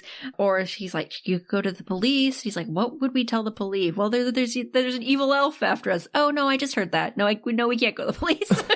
But her solution is this elf that has been turning people into figurines seems like a reasonable person we can talk to. Yes. No, just no. To be fair, I don't know if he told them how the figurines came to be. I'm just saying, like. But yeah, she's obviously like evil or doing evil things. So. I mean, evil is a strong word. I think she's off her rocker. Sure. But like, I'm all for words and diplomacy, but there is a limit. Right. Well, which they decide. They basically are like, okay, none of these options are realistic. And they have a nice little, like, we're a team speech. We agree to trust each other. Oh, like, great. It's what, you know, when I get cursed, you get cursed. We got to share it. No, it's kind of sweet. Like, usually what I liked about their relationship actually is like in most movies, you have the parents arguing, right? Sure. And they like, by the end of the movie, they've come together. They've solved their differences. No, this whole movie, they're just like, we can do this. We're a team. We're like parenting together. So it's not like that forced conflict between all of them. Yeah, it's like particularly the parents are like have a really healthy relationship, which you don't see that as often as you should on TV or movies. I agree. Yeah, it's nice. So anyway, Holly sneaks out that night with Pip to drop a letter off to Santa. Okay, sure. And this is where you find out that Pip was like definitely been around a while because he mentions Charles Dickens and how his mom like knew Dickens' mom or something like that. Oh, he was friends with Dickens. Cool. Yeah. And that night, Pepper sneaks into their unlocked workshop to look for the figurines. So she just breaks into their house and they don't bother to lock their workshop full of magical creatures? You think you'd have it locked. It's like a nice housing area. Yeah. Like the neighbors might go try and ruin your stuff. Like, I don't know. But it's unlocked. She walks into the workshop. All the figurines hide, and she's like searching the little workshop, but can't end the house that they, came in, and she can't find them anywhere. In a last-ditch attempt before she leaves, she starts singing Jingle Bells. And that has to force the figurines to sing Jingle Bells back. Got it. Yes, thank you for ruining that. How's that ruining that? It's obvious, Danielle. Yeah, they get to the laughing I'm sorry for participating. The figurines are all like desperately like holding their hands over their mouths, like "Don't do it!" Because you can hear them like mumbling the lines and stuff. And then she does laughing all the way, and they all go ha ha ha ha. Great. And she rushes for them, but they manage to stay hidden. To be fair, she looks not at all for them. They like almost 0%. So she's not only crazy, she's incompetent. Yes. Great combination. She looks in one spot when she can't find them. With no more looking, she just announces to the room that he'll never find the last ring anyway, so they'll never win, because for the King of Christmas to save himself, he needs the one upon the shelf. She announces that she'll be back at 8 on Christmas Eve, and she flounces out of the shop. So she just gives them free clues? Apparently. She's terrible at her job. She's a terrible vigilante. Here, you may not know how to defeat me. Let me give you a hint. Was she the freaking Riddler? Like, what's going on here? Yep, that's exactly what this is, Sam. Riddler elf. I mean, she's both Batman and the Riddler at once. It's crazy. There's got to be a comic about that somewhere. So the next day, there's a track meet for Joy. They've decided they can only leave the house together because if they separate, it's a horror movie and one of them will die. Oh, yeah, probably. So they're all there to support her as what the parents think is a USC scout, because she told them that there was going to be a scout there, and they're like, but from Notre USC? Dame and she's scout. like, yes, absolutely from USC. That's it. Yeah. But obviously, yes, they're from Notre Dame. While they're waiting, Chris gets another call from the unknown number, and the squawking voice says, "Clock's ticking, naughty chicken." Polly doesn't just want a cracker. She's after all of them. No Carver is safe. No Carver is safe. That's the last name. Okay, but also there are no parrots in the, frankly, ludicrous number of birds this person gives to someone else. Yes, right. So the family's like, what the heck is that? And he tells them it's just a prank call. He's got a couple of them. And the mom's like, she laughs and she's like, it sounds like a parrot. And Holly suddenly realizes what it is. Any guess? Is it what do they have two of? Nobody said it was two. Did we say it was two? Well, I'm trying to think of like a joke about pair of as opposed to parrot. Like, what's the two version? Totally solid. You're thinking too much about it. Pair of turtle doves. No, those were the ones he found earlier. He got the ring already. Oh, right. Yeah, sorry. I don't know. Parrot tree? Like, no. yeah. Do you give up? Yeah, sure. They're the 4 calling birds. Boo! So good! Boo! I hate it. Oh, boo. I hate it and I love it. I hate it. I hate that I love it. It's very funny. Oh, damn it. I thought for sure you'd get there. I don't remember that four calling birds even a thing. Like, I'll be honest, I could not name everything. And I know like the five rings, and that's it. So, four calling birds. Very good. Applause to the movie. Well done. I was trying too hard. I didn't see it coming either. If it makes you feel better, I had not thought that hard about it. I was like, what is happening with these weird birds? I thought way too hard. I was trying to make it really like, oh, it's a parrot turtle dove or something, but I tried too hard. All right. Yeah. So Chris realizes that this is like a warning, something's going to happen at the event. And they all look around in alarm, trying to scope the area out. And Carol sees Nick's math teacher. And he's like, the math teacher looks over and he's like, oh, he's probably looking over here because you're doing so much better in math. And like, you're our son, you're doing the best. Yeah, sure. Yeah. And she's all excited and trying to wave him over. And Nick nopes out of that immediately. He's like, yeah, remember, I'm really good in music. And then he like leaves. And he heads to the music room in the school where he sets up his laptop. Yeah, he separates. No, the horror movie is happening. He sets up his laptop and his like little music kit. He's got I totally forget what those are called, but they have the little buttons all over them and they make different instrument noises. Like a soundboard? Yeah, like a soundboard. And he's starts recording his jam session. He adds in a tuba to his, like he's kind of got like a... I thought he played the tuba. He does. It's like a pop song that he's putting together, but he puts an overlay of a tuba on it. Sure. I love that. I want more tuba in my pop songs. It's a solid song. The music in this is pretty solid. And so like I was like, yeah, I'm jamming. Like, this is a good song. Danielle, you know what kind of music I like. You know how much I enjoy a good brass section in a otherwise rock or pop music. You would like this song. And they do the nice thing where like in time to the music, the rest of the movie's happening, which is kind of cool. Yeah. They sync it all up. Yeah. So Joy gets ready to run. Better than has any right to be. It's surprisingly good, Sam. I was like a little mad about it. Like, it sounds like, okay, this movie is very good, very well made. It's just insane, and it's crazy. It's bananas. And I'm not even, no offense to Eddie Murphy, I'm not a huge Eddie Murphy fan, but I was like, you know what? I buy it. He's great in this. Like, you go, Eddie Murphy, do your thing. I like Eddie Murphy very chill in this. In certain contexts. I agree. Yes, exactly. And there are things he does that are really great, and there are things he does where I'm like, well, that was not for me. But yeah, he plays a very like subdued version of himself. So he's not like his usual sort of manic, rambly. Yeah, exactly. Got it. Cool. And he's got like lots of, quick one-liners and stuff. Obviously, there's some comedy in it, but it's not his usual character, which is probably why I liked him in it. No offense, again, to Eddie Murphy, who I've watched in many things. Excellent. So, as I said, in time to the music, Joey's getting ready to run, and then she takes off at the start of the gun. That was not meant to be a rhyme. And then Danielle, are you doing this in time to the music too? Yes. And she takes the lead in the relay that's happening. Meanwhile, Ned Ryerson, the math teacher. I like how you don't even know the actor's name, but you know the character he plays in Groundhog Day. I was like, Ned Ryerson in my notes, and I was like, that's probably not his name. To be fair, if you've ever seen that movie, he says his name about like 8,000 times in it. So why I know it. Burned into your memory. And so he plays the math teacher. He finally comes over and is like, yeah, no, Nick is super failing my class. Like, he says exponentially failing. A math I'm not sure how that works, but okay. Meanwhile, Nick is jamming on the piano and the xylophone, and back to the field. So he's like a polyglot of music. Yes, he absolutely is. Back to the field, Pepper's giving a speech like behind the, I don't know where the seating area is. Yeah, the bleachers. Giving a speech to a bunch of guys in like fancy coats. Unclear what's going on. Wait, are those didn't one of the gifts involve actual human beings of some kind? Like, I know there were maids of milking, which is very questionable. Find out. But like one of them was like 8, like something, since I don't know the song. I'm enjoying you not knowing the song. It actually makes it more fun. Yeah, I remember the maids of milking because.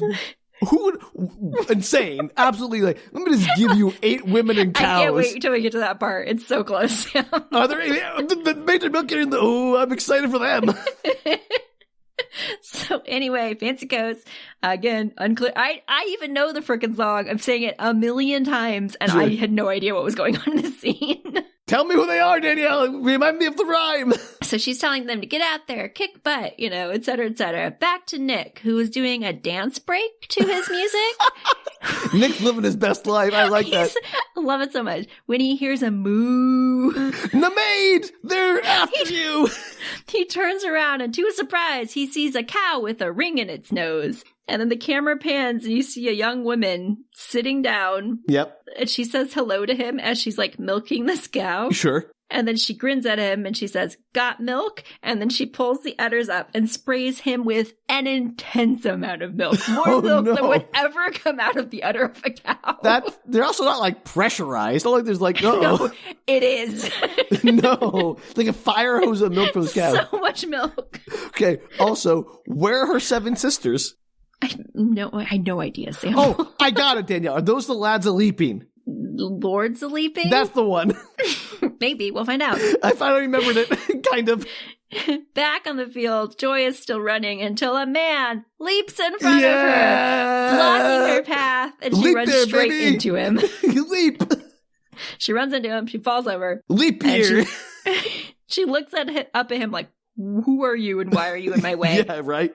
And she sees a ring dangling from a necklace. So, okay, Pepper. Yes. Bubba, we gotta talk about this. Why do you put the rings like directly onto the things you're sending to interact? Like, if there are 7 lords of leaping, pick the guy who isn't going to jump right into one of the people you're trying to keep the rings from. I can't tell you, Sam. Okay, I just think like... I don't disagree. Yeah, you're not doing a very good job of trying to win this contest, Pepper. Disappointed. So Joy tries to jump on him and grab the necklace, but he pulls back, not amused, and tells her she's got no drip, and then he leaps off. Boom. Why do movies try to use slang? It's so funny. And obviously there are 10 of them. They are lords. They are leaping. Oh, there are 10 lords of leaping. I don't remember how many there were. Sorry. 8 maids milking, 10 lords leaping. What's 9 and 7 then? 9 ladies dancing. Really? Yeah. Wow, I don't remember that one at all. When do they show up?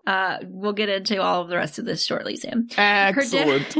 Her dad runs onto the field to help out, but a javelin pulls in front of him and like lands in the grass right in front of him. Who's throwing javelins at a track meet? Like, they're on the track field. Yeah, but you're not throwing javelins while people are running around the course. You would be if you were a lord leaping, because 9 other men jump into the scene. They do like a choreographed leaping dance number. This is like him. The Sharks and the Jets, like face. Did they do the snap? Did they rumble snap? I can't no, unfortunately, but I cannot tell you how amazing all of these scenes were put together. Yeah, between the guy with his music and then the dancing and then the magic cow situation and then the javelins and there's like lords of leaping. And yeah, I'll be honest, when you first said, hey, this movie's worth watching, I was not on board. So but good. Like the last 15 minutes, you've convinced me. It gets like weirder and weirder. Like, you've definitely said like, yep, you've convinced me that this is a movie that should be on my rotation now. Yeah, I was so pleased to have found this movie by pure coincidence. How did you even come across this? Like, this is a relatively recent movie. I heard nothing about it. Yeah, I just looked up weird Christmas movies and it was just a Christmas movie that was mentioned and I was like, well, that sounds like a strange plot. I'll watch that and see what happens. Struck gold, Danielle. This has been like one of our best bizarres yet. So, as I said, they're doing a choreographed leaping karate style dance number around him. The audience seems not as concerned as they should be with a bunch of men leaping onto a field like gymnasts and fighting with javelins while there's a track meet going on. And this woman was like nailed by a leaping lord. Like this Joy was just like hit in the face by one and falls over and nobody's like, redo? Everyone in this universe is so sanguine about literally everything. Like, talking figurines, check, no problem. Lords leaping in the middle of track meets, not a problem. Got that. See it every day. Yeah, there's multiple more scenes where I'm like, who are these people? So Joy's racing after the leaping man to get the ring. Say that again. And then her mom, just FYI, who was previously on the USC softball team, tosses her water bottle from the sidelines and knocks the Lord out. Hallelujah. Hole in one. Is that softball? What do you call that? That is not a softball term. Okay, great, perfect. Sam knows sports, everybody. I know, like, he loves the basic. Sports ball. Oh, yes. You know me, Danielle. My favorite sports ball team is a local one. Back in the music room, the room is filling with milk. Wait, what?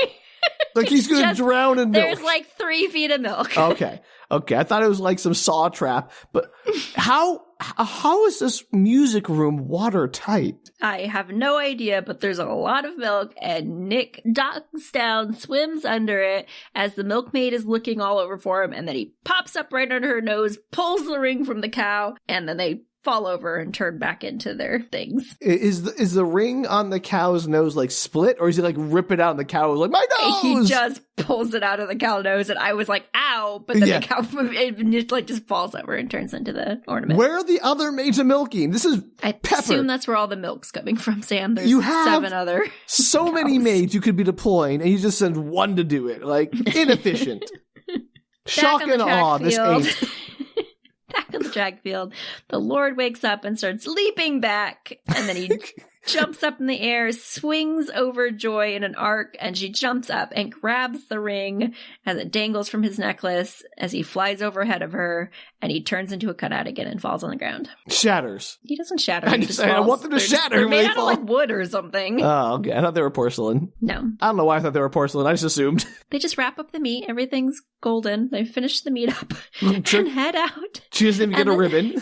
The dad stops at the scout because he's like, I know that's the scout, right? And he goes up there to chat about how great his daughter is. And the scout is like, yeah, I don't normally talk to parents or students. Like, I don't really want to have this conversation. But also, I counted 20 violations and infractions. So she's not going to like be on our team. So her anyway. violations or infractions are being assaulted by 10 random men and fighting them off? Thank you. Yes. Way to victim blame. You're a terrible person. This is insane. And the dad's like, well, but if she can run with all that stuff flying at her, imagine how good she'd be at USC. And he's like, well, I'm not from maybe, USC. Yeah, well, maybe she'll be great at USC, but she's certainly not coming to Notre Dame, like, you know, with all these infractions and violations that she did. I'm like, she got hit by a literal man running at her. This guy sucks. Like, where is the coach of this team? Like, why didn't they stop the race? What is happening? I was hung up on fitting the tree into the can. We found what Danielle's been hung up on in this movie. You know, I hate things that are like deeply unfair. Yeah, and this is like, this hits me. I'm like, I hate this so much. Why didn't the javelin hit this guy? Hey, like, makes me so angry. This is delightful. Thank you. Yeah. The parents are like, wait, Notre Dame, what's going on? Like, they didn't hear the kid earlier say that she wanted to go to Notre Dame. And Nick walks up. He's like completely soaked in milk, and he's holding a giant cow ornament and a ring. Fine. Yeah. And they're like, what the heck is going on? It's just a child covered in milk. It's just another average day in the music room. Also, isn't his computer and all the instruments ruined? You'd probably think so. So both kids are rightfully upset that their parents aren't listening to anything they say about what they want with their lives, because the parents are like, and you ran off and you're failing math. And like she's like, I don't even want to do anything with math. Like, I told you I want to be in music, and I'm really good at music. To be fair, he should be doing better in math. Music is a lot of math and music. I mean, we'll get into that actually. Okay, good. Okay, perfect. So stay in school, kids. Yeah, the dad launches into a speech about how he does everything for him, and he does all the work for them, and it's just like this whole Christmas thing is for them. And Nick is like, it is certainly not. This is all for you. You just want us to tell you how great you did and like stand behind you and be little dolls in this show. And his wife is like, yeah, also we both do work. You're not the only one doing work. And effectively one of us has a job at the moment, like, so you might want to stow that attitude, bucko. Yeah, this fight lasts approximately 3 seconds because cutscene later that night, he does an apology sesh with the family, and he tells them that he hasn't been honest. The reason why he's so stressed out is if he doesn't collect all the rings, he turns into one of the figurines. Again, not meaning to rhyme. So, bummer for him. Did you write that into your notes like that? No. I just realized they rhyme as I said them out loud. I want you to do an entire episode rhyming, Danielle, because if we're going to do any episode rhyming, it would be the holiday movie with the rhyming elf giving clues. Yeah, what are the chances that there'd be 2 in there? Carol is obviously very upset about this. She's like, why didn't you tell us this? And he's like, I thought I could fix it all by myself. And she's like, no, we do things together. Like the Carver family sticks together. The family's like, yeah, we stick together. Yeah, and the figurines are like, yeah. We're honorary members of the family. We'll stick together with you. Who agreed to that? No one here agreed to that. No, you're not. And they're like, yeah, we're together with you. But honestly, take all the help you can get. So they let bygones be bygones. They try to figure out where the last ring could be. And the figurines tell them about Pepper coming into the house and saying to not forget the nice gift maker and the shelf thing and like all of that. So good thing she gave them that clue, or otherwise they would never defeat her. This does not mean really anything to them. But then Joy is suddenly like, no, you guys, it's the elf on the shelf. Like, obviously. Oh, well, okay. You've lost me, movie, because that thing is, I hate that thing. Right. They realize that Pepper is the elf on the shelf. She has the last ring. Okay, so this movie is postulated that the elf on the shelf is crazy and evil. I'm back on board because exactly what it is. This is the worst new holiday tradition to have come up in the last decade, is the elf on the shelf thing. Absolute. It's pretty bad. Travesty of a tradition. I'm sorry. Carol decides that she has a plan. The figurines are going to be the bait, and they're going to need a pulley, plywood, and lots of string lights. Okay, so we're getting to the Scooby-Doo portion of the movie. Yes, your favorite part. I do. I love it. I love a good trap.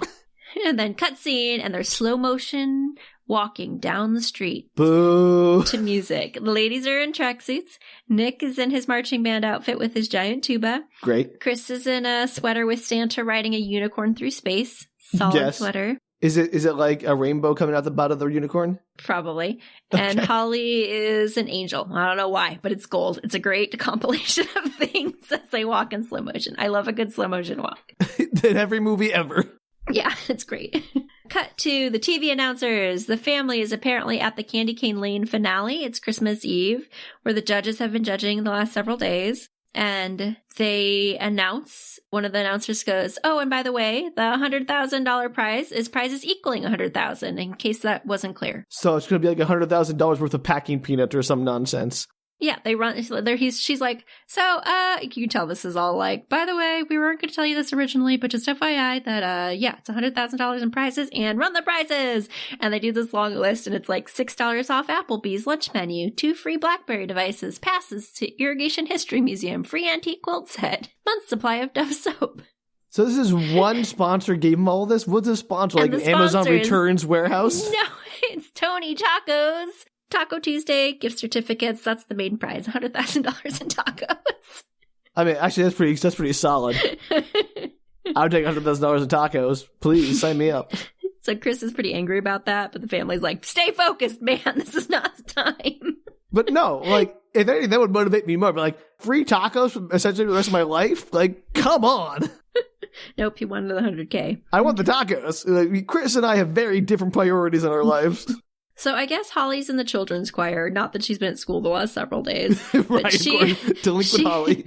She's at the top as the angel of like a live action tree. What? So there's multiple kids at the bottom like they're in some kind of creation. This is like an elementary school production, right? Or middle school production, right? There are platforms of trees and she's at the very top of the platform. Insane. That's far too elaborate a production for a middle school. Yeah, probably dangerous to put a little 8-year-old on top of like a 20-foot structure. Right. And also, like, I've been in elementary or middle school productions, and they try to make them as even as possible. Like, elevate, like, this one child is better than all of you children. Yes. Well, I don't know if this is like the school choir or if maybe it's some kind of city choir or something. It's pretty good.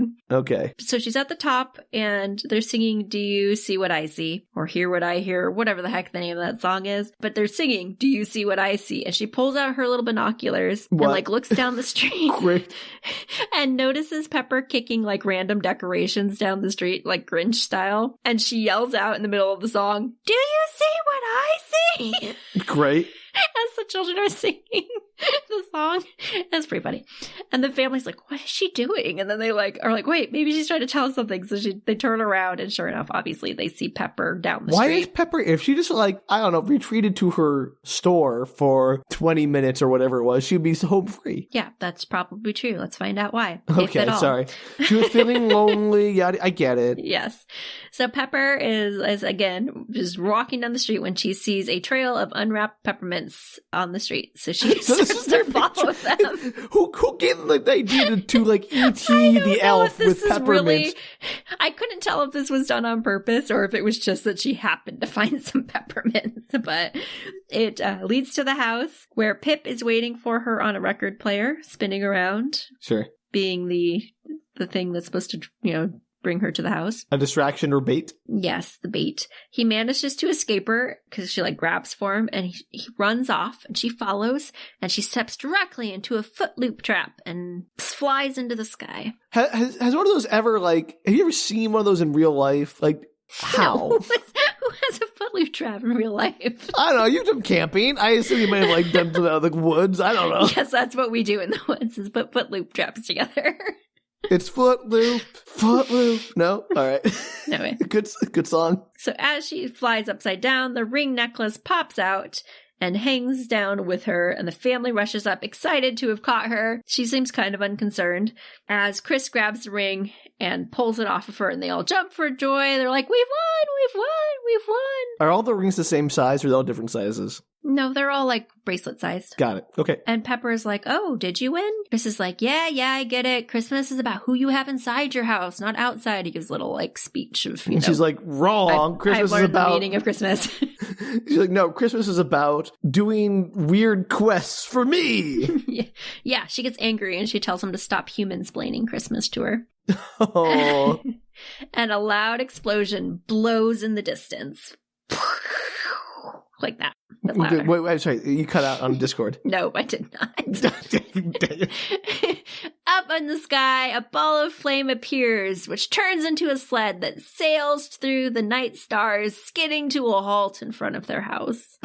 Crazy and terrifying. Santa's a demon. The man inside wears a sharp suit and fedora, and he's played by David Alan Grier. Okay. And he looks pissed off. Chris, in a shock, drops Pepper's rope and she falls to the ground and tries to escape. And Santa stomps over to discuss things with Peppermint, the elf. He's like, stop right there. Peppermint. That makes more sense. Yeah. Peppermint! I was like, I get it now. This is like the end of Time Bandit when God shows up to talk to all the thieves. Yeah, but imagine 20 more minutes of movie. Oh, what? The movie's not over? There's a little bit more here. Chris is like, Santa, I'm good, right? I got the 5 gold rings. And Pepper's like, yeah, listen, I never said 5. And Chris is like, no, in the riddle. Before the clock tower dings, you must collect the golden rings. But there are 5 golden rings in the song. And Pepper gestures behind her, and the tree behind her is filled with dozen red-eyed gold partridges squawking. Wait, a dozen red-eyed gold partridges? Yes. They're all making squawking noises. What? I'm a partridge. I got that, but why? What do you mean red-eyed gold? I mean, They're golden. They're the gold statues that were on the tree. Are they metallic or they look like real birds? They're metallic. Okay. Nothing looks real. Metallic. Okay, great. And they have beady red eyes. Okay. In the dark. Okay, I just want to make sure. Okay, I just want to get a context. Visually understand it. Yeah. Okay. So, because I was like, are these real birds with red eyes, or gold? These are gold statues. Got it. They're moving statues. Got it. All right. Holly counts, says there are 12 of them, and Chris recalls that he's like, oh God, the song repeats, and every time you add more rings. And they're puzzling out the math of how many times it's sung and counted, and Nick suddenly blurts out, 40! And everyone is shocked, because that is the correct answer. There are 40 gold rings. Absolutely heinous gifts. Yeah. And like I said, everybody's shocked that he got it right, and he's like, no, it's because it's music. I get music. I mean, that's not really music. That's just... Yeah, but it's a reoccurring thing, and it's funny. Okay, say. Pepper thinks it's all good fun, and Santa's like, enough, this is enough. And she's like, no, Chris signed. And the receipt drifts down from the sky magically. And Santa's like, come on, there's a lot of fine print here. You can't expect someone to read all this. Then he pauses, and he's like, oh no, this is definitely legit. Only you can break the curse, Chris. Sorry. Oh, no. Where our corporate dystopia is even invaded Santa land. Off in the distance, you hear drumming, and Pepper sings, do you hear what I hear? And a drum line appears. The drummer's drumming. Yep, sure. Pepper How many of them are there? 12 drummers drumming. No, how many should there be in the song? Like, what number are they? There's 12 of them. I don't know why it only works with the rings or whatever. Or the partridges. Yeah. So Pepper is like, it's almost 8 o'clock. And Santa's like, oh, come on. And she's like, listen here, old man, you've gone soft. And that's all about to change because Peppermint is coming to town. She then kicks Santa and yells, fly, that's a good plan, pretties, to the sky, and geese are up from a locked storage unit and rush into the sky. I mean, she would align herself with geese, the foulest of creatures. Yep. And then French hens appear. So there's apparently lots of them, Sam. There's just a million of these things. Yeah, and they're running through the roads, and the family bands together, and Nick tells him, he's like, I'm a math genius, and I know that we need 35 more rings. Sure. He's like, yeah, math 40 genius. minus 5. Good job. Yeah. And the mom's like, let's split up and get the rings. And Nick is like, you told us not to split up because it's like a horror movie. And Carol is like, what do you think this is? Go get the rings. It's definitely a horror movie. It's funny. The geese start egging the streets, and the people, there's like, hundreds of people in the streets, and they like all run in a panic. Oh, now they notice all the weird stuff.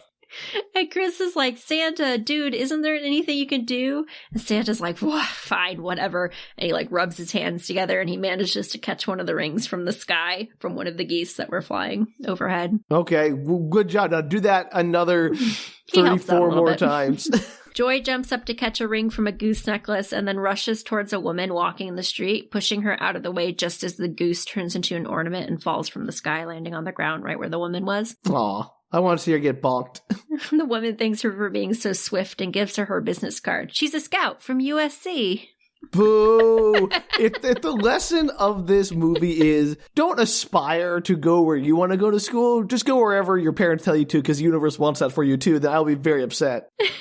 Meanwhile, Pepper sneaks into the shop, pushing ahead the clock tower so it rings 5 minutes early. Cheater, cheater, pumpkin eater. Yeah, the clock chimes very slowly. I can't tell you how slow these 8 dings go.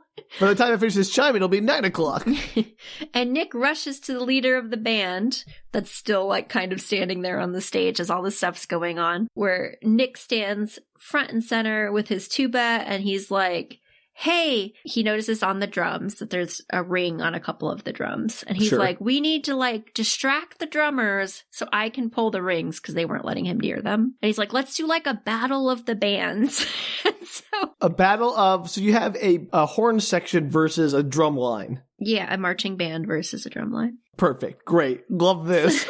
So they all like, they stand. Rumble snaps, rumble snaps, rumble snaps. Yeah, they rumble snap facing each other. Great. And Nick is front and center with his tuba being like, I'm a great tuba player playing my tuba piece. And everybody's like, yeah, you're awesome. And the dad's like, oh my God, he's so good. And they're calling the drummer. The drummers are getting closer and closer as they battle it out. And he's like, gonna go for the rings. Unfortunately, the clock chimes its final ring, and Chris shrinks down, turning into a tiny little figurine. Aw, but you know what? Maybe this will be like the end of the witches, where they just like accept that he's a figurine now and they live the rest of their life. 100% was like, I wonder if he stays a figurine. Yeah. Like I was willing to believe that this movie would do that. A better movie for that.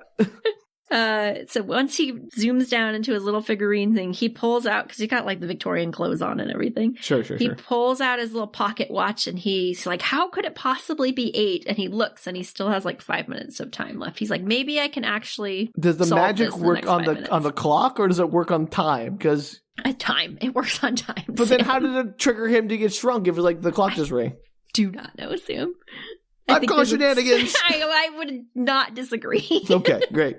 Nick manages to grab the drummer's rings, and they turn back into their cutouts. The crowd goes wild, like this is not weird at all. Yeah, sure. Totally normal day in Candy Cane Lane. Meanwhile, the figurines have decided to help. They've got their tiny little sports car. They drive it out there. Wait, how they get a tiny little sports car? Yeah, it's in part of the, like, housing unit that they put together for them. They give them a little, like, RC car or something. Sure. Why? Okay, great. It's like this is like the mouse on the motorcycle. All you gotta do is make the noise with their mouths, and suddenly it works like a real thing. 100% how that happens. Great. They see Chris rushing to the house, and they pick him up as they're chased by a French hen on the street. And then the car gets stuck in the yoke of one of the hens, or the geese. Sure. And they have to, like, they have this standoff with the hen. So it's like the car is stuck in the yoke, the tires keep spinning, and the hen's staring them down, the French hen. And they finally break free and they manage to drive into the chicken, just barely missing it, and they catch the ring off of its necklace as they drive off. Okay, so they have like 3 minutes to get another 30 rings. Got it. Give or take.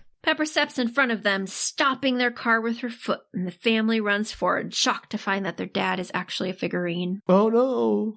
I know. They're all crying. Carol picks him up in her hands, so they're all crying, and he tells them it's okay. Bad things happen sometimes to good people, but together they'll get through anything. It's just important that they stay together. Joy can go to any college she wants to. Nick, his music's really good. He's an entertainer and a leader, and he should share his gift.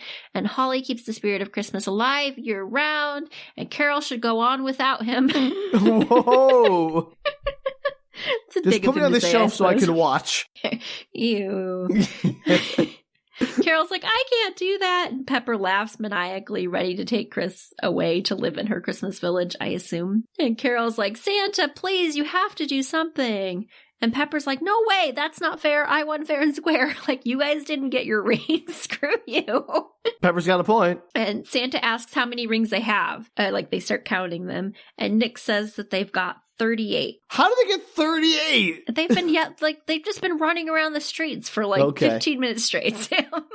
That's a lot of rings to grab in 5 minutes. But you see them there's a ton of chaos. You see them jumping and grabbing rings and sure. Santa nods at her knowingly and is like, are you sure you only have 38? Are you sure about that? And then Carol suddenly looks down at her gold wedding band and is like, 39. We have 39 rings.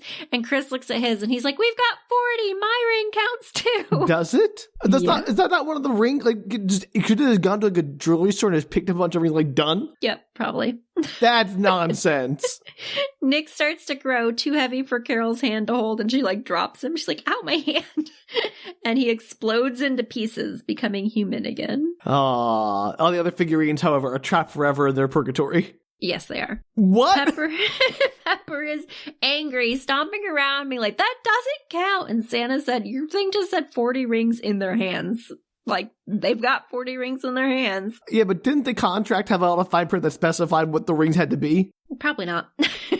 She needs to work on her contract law. Yeah, I was gonna say. Well, she didn't expect them to ever get to 40 rings to begin with. Yeah, but anyone who figures out can just go to a store and buy them. Crazy. The figurines are like, Santa, is there anything you can do for us? And Pepper's like, absolutely not. I won with them fair and square. That's not fair. They signed contracts. They lost. And Santa's like, that is true. Technically speaking, there's nothing I can do about that. But I can do something about a child's Christmas wish. And Holly walks up through the little crowd and the figurines I wish they were all human again. Fall out of the car, cracking and exploding back into their human forms. And Pepper's like, why? And Holly says that's what she asked Santa for Christmas when she sent her letter. Really? When did she send her letter? Remember, she walked up to the mailbox with Charlie Dickens's friend Pip and put the letter into the mailbox for Santa. I basically blocked anything boring from this movie. Then she tells Pepper that thugs need hugs, and she walks up to her and hugs her. Thugs need hugs? That's what she says. Thugs need hugs. I've never heard that before. And Santa tells Pepper if she promises to be good, she can return to the North Pole. And Pepper's like, yes, no. Sold. Yeah. And Chris is like, excuse me? Did you see what she just did? How about forever prison? And Santa's like, yeah, everyone gets a second chance. I'm Santa. Deal with it. We're gonna head out. Okay. Pip, finally human, comes up to wish them well. He's played by Nick Offerman. Okay, sure. I like Nick Offerman. And Pentatonic sings as all the characters. Isn't Pip a Victorian person? Yeah. So and he's a man out of time. He's got the big beard on him and Does anybody need a chimney sweep? That's my only job qualification in this modern world. What is this magic computer box that is full of spirits and ghosts? Who has the laudanum? I need laudanum for my cough, my black lung disease. This poor guy, completely out of time. Yeah. Pentatonic sings as all the carolers and post figurines, except for Nick, fly off in Santa's sled. They all get together and he's like, I'll take you all home. or whatever. Okay. I hope he brings Pip back in time, or I mean, actually, kind of not. Pip doesn't get into the Santa's sleigh. He's like wanders off down the street or something. Okay, so he's just a Victorian man in Los Angeles. That's a terrible, terrible Mark Twain book. It is. So the TV announcers look shocked. The neighbor spouts fake snow up into the air from his Xmas display. It's very funny. Sure. It's just like, they're like, is it snowing? And then they're like, no, it's just Ken's yard. Ken! You want my tacos! The crowd disperses and Nick Offerman walks off down the street. Crazy. And next morning, Christmas morning, and there's this weird combination of actors. It's Chris, Carol, Holly, and Ken. And not Pip. Pip is never seen again. Right. So they're all sitting in the living room or the kitchen area, and they're like opening presents. But again, none of the children are there except Holly. It's just Chris, Carol, Holly, and the neighbor. Okay.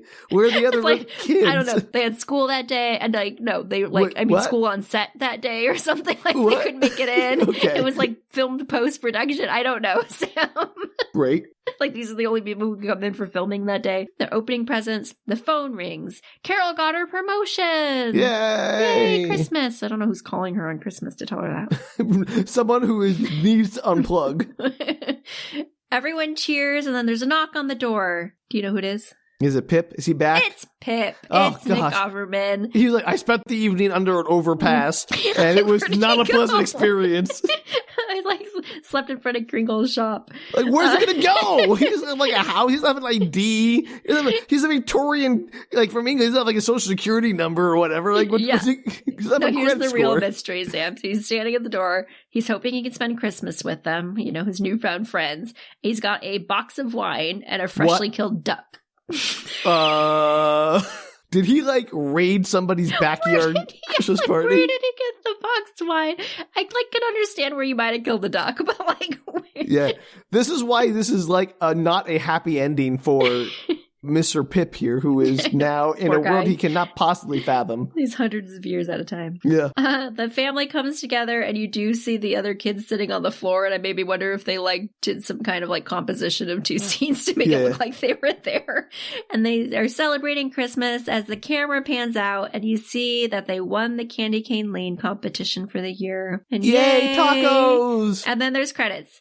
But just kidding, end credits bonus scene. Pepper has turned into a figurine and is living in Christmas Village. And she is complaining to Santa. She's like, hey, you promised me a second chance. And he's like, yeah, you're getting one. And if you do well here, you'll work your way up to the reindeer stalls. And eventually, maybe you'll get to be an elf again. Oh, no. I mean, it's mean, but also very fair. Yeah. And then the camera pans out again, and you see a sign on the door that has a picture of Chris, and it says, under new management. And then the camera pulls out further, and you see the Kringle store sign that now says, Kris Kringles. Boo! So wait, end. He's become the evil devil that is signing people up for a life of purgatory? I think he probably just owns the Christmas stores under the overpass. I guarantee he does not. I don't think Pepper sent him the deed or signed over the LLC to him. What's he going to put on his taxes? Owner of magic shop under overpass. I don't know. Maybe he works for Santa now. Insane. You're welcome. You're right, Danielle. That was a movie. So good. Is Pip just gonna have to live with them for the rest of his life? Because they have to take care of him. He has no skills. They have a very large house. I'm sure they're fine. Just give him a spare bedroom. We got Uncle Pip now. He's staying with us forever. What's her fate? Joy is moving out soon. I know she'll come back to visit her family, but maybe he can take her room. The problem is, of course, all Victorian people, Pip has tuberculosis. That's a real possibility. The consumption's got him. He's going to spread to the whole family. No one is safe. That's okay. He's got a partridge he can wish on. Oh, no. It'll be a figurine again. Anyway, would recommend. Yeah. Totally worth an hour and a half of your time or whatever it was. Yeah. Maybe not this year, but that was, you were right, Jane. I did not expect where that was going. I know. Who could expect that? The contest was almost entirely irrelevant. I know. I told you that's why you got all stuck on it. I was like, it does not matter. But they put so much time and effort up front building it. You got You can't do that to me, man. It's very funny. I like rules. The funny part is that they won the competition with their tree being in shambles. Right, like, this is the question I have. Like, did they judge it at the moment it was lit up and they're just deliberating for 3 days? Or did they, like, when was the actual, like, moment of judgment? Because you can't be like, we just have to look at it over the whole 3 days and take what it looked best over the whole 3 days for all of them. Like, how? I feel like there's a throwaway line about how there'd be judging would be over the next, like, 2 days or whatever. Again, I don't recall specifically if that's true, but I recall that sort of being a line somewhere. So that makes it sound like they're, like, going house to house to, like, judge over the course of those 2 days. If that's true, it was ugly. Maybe they judged it before it got ruined. Right. Maybe it was first on the list to be judged. See, this is what doesn't make any sense to me. I told you it didn't make any sense. Also, I'm very disappointed that this movie didn't have like a taco truck parked outside their house at the end of it when they have like, well, there's our new permanent installation. That would have been funny. They should have been eating tacos on Christmas morning. Yeah, like you get free tacos the rest of your life. You get in on that. Come on. Maybe there was a gag scene in there that I just didn't catch. Maybe. Well, thank you, Danielle, for sharing. That was certainly a thing. You're absolutely welcome. And like I said, there's also some scenes at the end that are like behind the scenes. Sure. And you see them like messing with the giant can on top of the car, which is pretty funny. Yeah, that's good. I still hate that can, though. It's so good. It's a great prop. It's like a genuinely great prop. All right, well, if you out there want to help Danielle track down that can for her personal collection. And where I would put it. You can do so at bookretorts.com. You can also Instagram or Facebook us at bookretorts. Now, if you want to fund our justice for the Ned Ryerson guy, get him fired from Notre Dame, you can Ned Ryerson was not at Notre Dame. Well, he was the math teacher. I'm sorry. The Notre Dame scout. I got them mixed up. Would you like to start that over? Just going to run with it. Sure. Who cares? If you out there would like to help us get that scout fired from Notre Dame, we have a fund set up, a legal fund for justice at Justice Patreon. for Joy. Justice for Joy. That's great. Perfect. At patreon.com/bookretorts. I can't believe you didn't mention that all of the characters are named after Christmas things. Danielle, who cares? I'm surprised you didn't mention it. I don't know. It's like Joy, Holly, Chris, Nick. I mean, sure. Carol. Fine. Carol. All right. There's actually a funny line I skimmed over where Holly suddenly realizes they're all named after Christmas stuff. And she's like, wait a minute. And everybody's like, you didn't know that? That does seem like an unhealthy obsession by their parents. Like that. I guess the dad talked the mom into it. Boy, I feel bad for them a little bit. Like this guy's too obsessed with the holiday. It's a little creepy. It's okay. He learned his lesson due to giant Christmas trees and milk maids and milking. We're going to move right past that line. Well, until next year, always read the fine print. That is a great advice for the upcoming year, everybody. Yeah, no kidding. That might be the best advice we've ever given on Book Retorts. Wait, we actually gave good advice on the show? I don't believe it. 1 out of 158 times or whatever it's got to be. Like. Pretty good. All right, well, until next time, bye. Take care, everybody.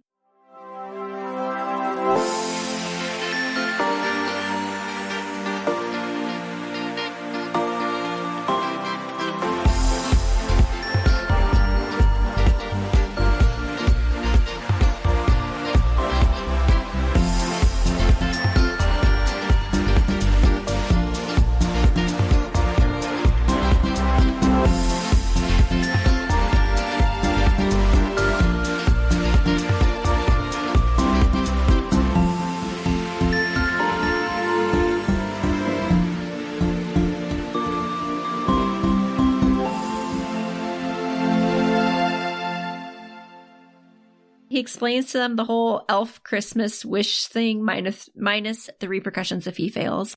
Should I redo that sentence? I mean, sure. He explains to them the whole elf Christmas wish thing minus the repercussions if he fails. Great, I'll keep both takes. Perfect. That's mean. You cut your stuff out and make it sound better. Yeah. You repeat yourself all the time.